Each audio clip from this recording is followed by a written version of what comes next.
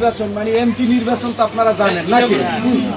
এর আগে অনেক আগে যারা বয়স্ক মানুষ আছে তারা জানে গণভোট সম্পর্কে, আপনারা হয়তো বা নতুন গণভোট সম্পর্কে জানেন না।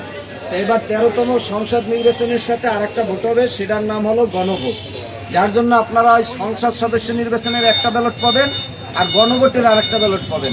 তো ভোট দিতে আগে যখন সংসদ সদস্য নির্বাচিত হইতো ভোট দিতে হইতো একটা, এবার দিবেন দুইটা। কয়টা? দুইটা। একটা হয়েছে সংসদ নির্বাচন আর একটা হয়েছে কি গণভোট।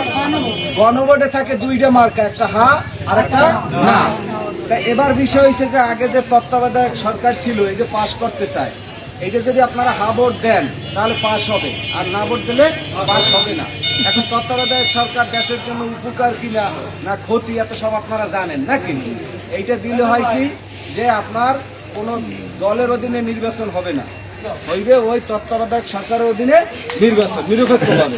তা আপনারা যদি মনে করেন যে না এটা দেশের জন্য উপকার, তাহলে তত্ত্বাবধায়ক সরকার পাশ করতে হলে আপনাদের হা ভোট দিতে হবে। আর যদি মনে করেন না ক্ষতি, তাহলে না ভোট দিতে হবে। তারপর আরো বিষয় আছে যে একাত্রে দুইবারের বেশি প্রধানমন্ত্রী থাকতে পারবে না। যদি এইটা আমরা মনে করেন যে না দুইবারের বেশি প্রধানমন্ত্রী থাকলে ক্ষতি হয়, সে স্বৈরাচার হয়ে ওঠে, তাহলে কি এইটা না ভোট দেবেন। আর যদি মনে করেন না এটা দেশের জন্য ভালো, দুইবার হইতে পারবে না, তাহলে এটা হা ভোট দিবেন।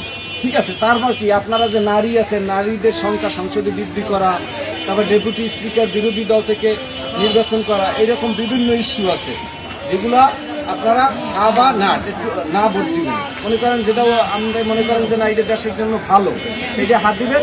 আর যদি মনে করেন না খারাপ, তাহলে কি না দিবেন।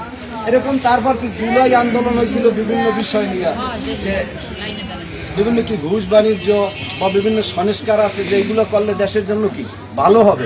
এটা যদি মনে করেন যে না এইটা সংস্কারটা করলে দেশের জন্য ভালো হয়, তাহলে আপনারা হা ভোট দিবেন। আর যদি মনে করেন যে না এটা দেশের জন্য ভালো হবে না, তাহলে না ভোট দেওয়া হবে। তাহলে আপনারা বুঝতে পারছেন হা এবং না বিষয়গুলো ভোটের। ঠিক আছে? তাহলে আপনারা এবার নির্বাচনের সময় কয়টা ব্যালট পাবেন? একটা হচ্ছে এমপি নির্বাচন করবেন, আর একটা কি হানা ভোট।